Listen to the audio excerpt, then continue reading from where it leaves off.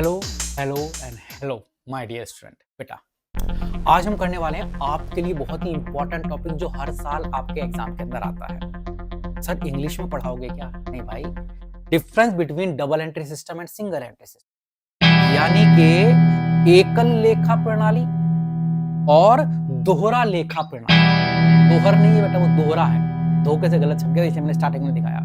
दोहरा लेखा प्रणाली और एकल लेखा प्रणाली में अंतर, डबल एंट्री सिस्टम और सिंगल एंट्री सिस्टम में डिफरेंस। तो आते हैं तुरंत। उससे पहले मैं थोड़ा सा आपको एक रिव्यू दे दूं कि डबल एंट्री सिस्टम क्या होता है, दोहरा लेखा प्रणाली होती क्या चीज है। दोहरा लेखा प्रणाली, सर जी ऐसा करो जाके लिख दो, कभी कोई मुझे बताने लगे कि हो दोहरा लेखा प्रणाली ऐसी प्रणाली जिसमें प्रत्येक लेन देन को दो पक्षों में लिखते हैं। बस सिंपल सा, ऐसी प्रणाली जिसमें प्रत्येक लेन देन के दो पक्ष होते हैं, एक को डेबिट और एक को क्रेडिट करते हैं, उसे दोहरा लेखा प्रणाली कहते हैं। बस इतना सा है, बाकी तो डिफरेंस में पढ़ेंगे, मीनिंग बता दिया। एकल लेखा प्रणाली क्या है? इसमें बेटा प्रत्येक लेन देन का सिर्फ एक ही पक्ष लिखा जाएगा, दोनों पक्ष नहीं लिखते। बस एक पक्ष, सामान बेचा तो बेचा, सामान खरीदा तो खरीदा, है ना, किराया दिया तो दिया, पैसे गए बस। तो कहने का मीनिंग, एकल लेखा प्रणाली में प्रत्येक लेन देन का सिर्फ एक ही पक्ष लिखा जा रहा है बेटा। इसे हम बोलते हैं ये अधूरी प्रणाली होती है, इसमें अधूरी इंफॉर्मेशन होती है, सारी इंफॉर्मेशन नहीं होती। लेकिन जो छोटे छोटे व्यापारी हैं उनके लिए बड़ी फायदेमंद होती है। कौन सी? एकल लेखा प्रणाली। और डबल एंट्री सिस्टम जो बड़े बड़े व्यापारी होते हैं बेटा, उनके लिए फायदेमंद होती है। कौन सी? दोहरा लेखा प्रणाली। बड़े व्यापारी हैं उनके लिए फायदेमंद है, और एकल लेखा प्रणाली जो छोटे व्यापारी हैं। फिलहाल अंतर पर चलते हैं, अंतर हमने क्या क्या लिखा।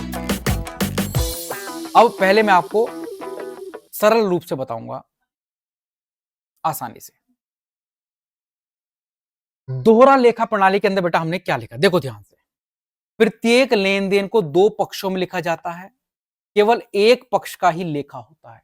समझ गए होंगे, पहला तो नाम से ही डिफरेंस बनकर आ गया, कहोगे सर मजा आ गया, हमें तो नाम ही याद रहेगा, ऑटोमेटिक डिफरेंस बन जाएगा। दूसरा देखो, जो दोहरा लेखा प्रणाली ना बेटा, इसमें हम दोनों पक्ष को लिखते हैं, तो ये सटीक और वैज्ञानिक विधि है। कौन सी? दोहरा लेखा प्रणाली। बोलो मेरे साथ साथ, दोहरा लेखा प्रणाली एक वैज्ञानिक विधि कहलाती है बेटा।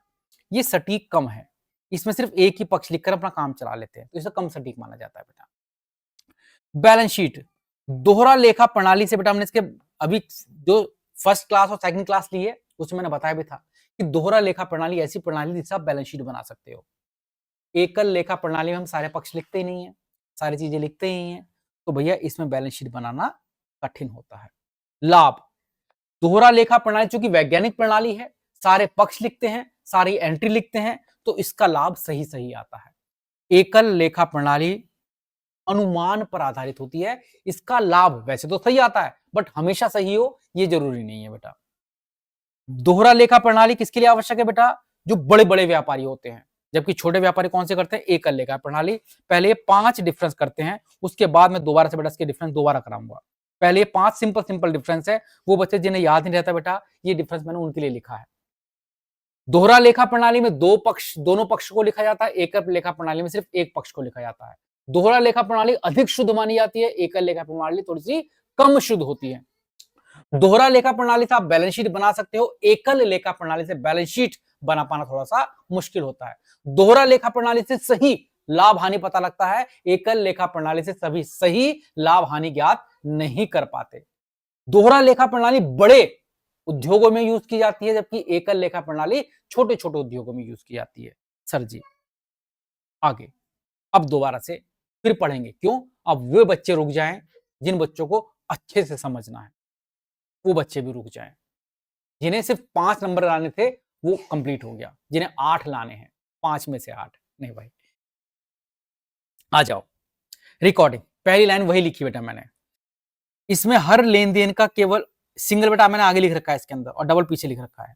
इसमें हर लेन देन का केवल एक पक्ष रिकॉर्ड किया जाता है, इसमें हर लेन देन के दोनों पक्ष, एक को डेबिट एक को क्रेडिट किया जाता है। यह सरल, कम खर्चीली तथा इसमें कम खाते बनाए जाते हैं। किसमें बेटा? एकल लेखा प्रणाली में। डबल एंट्री में अधिक जटिल है, अधिक महंगी है, अधिक ज्ञान, अधिक संसाधन, अधिक पैसा, अधिक मेहनत, सबकी आवश्यकता अधिक लगती है। डबल एंट्री सिस्टम बेटा। दूसरा, इसे मुख्य रूप से केवल नकदी और व्यक्तिगत खाते, यानी कि जो दोहरा एकल लेखा प्रणाली बेटा, सिंगल एंट्री सिस्टम, उसमें सिर्फ हम कैश के बारे में लिखते हैं बेटा और व्यक्तिगत खाते, बस कैश और व्यक्तिगत खाते। मतलब किसे कैश दिया, किससे कैश आया, कैश गया, कैश आया, कैश गया, कैश आया, राम को उधार भेज दिया, श्याम को उधार भेज दिया, बस जो कैश या फिर व्यक्तिगत खाते उन्हें लिखते हैं। जबकि याद रखना बेटा, पेपर में प्रश्न भी आता है कि दोहरा लेखा प्रणाली में कितने खातों को लिखा जाता है। व्यक्तिगत खाते भी आते हैं, वास्तविक खाते भी आते हैं, नाम मात्र के खाते भी आते हैं। जबकि लेख कौन सी बेटा, कौन सी वाली, जो आपके पास बेटा कौन सी प्रणाली होती है, एकल लेखा प्रणाली होती है, उसके अंदर एकल लेखा प्रणाली में हम याद रखना नाम मात्र के खाते नहीं लिखते, नाम मात्र के खाते नहीं लिखते, बहुत इंपॉर्टेंट चीज है। सटीकता क्लियर हो गई होगी। दोहरा लेखा प्रणाली अधिक सटीक होती है और एकल लेखा प्रणाली थोड़ी सी कम सटीक होती है। त्रुटि, गलती किसमें ज्यादा हो सकती है, दोहरा लेखा प्रणाली में कम गलती होंगी और एकल लेखा प्रणाली में ज्यादा गलतियां हो सकती हैं। वित्तीय विवरण यानी कि बैलेंस शीट, दोहरा लेखा प्रणाली से बैलेंस शीट बना सकते हो, एकल लेखा प्रणाली से बैलेंस शीट नहीं बना सकते। व्यवसाय की वित्तीय स्थिति बेटा वही है, उपयोगिता फिर से वही है कि छोटे व्यापारी के लिए उपयोगी है और वो बड़े व्यापारी के लिए उपयोगी है। क्योंकि सर क्या नया बताया, कुछ भी तो नया नहीं बताया। हाँ बेटा, कुछ नया नहीं बताया। एक बार आप इसका जो नोट्स हैं वो ग्रुप पर आपको मिल जाएंगे। और मैं जैसे बता रहा हूं कि अगर आपको हमारी सारी क्लास देखनी है, चैप्टर वाइज देखनी है, एक एक चैप्टर आपको मिल जाए, तो डिस्क्रिप्शन में लिंक है, उस लिंक पर क्लिक करना, उससे आपको बेटा हमारी सारी क्लास मिल जाएंगी लाइन वाइज।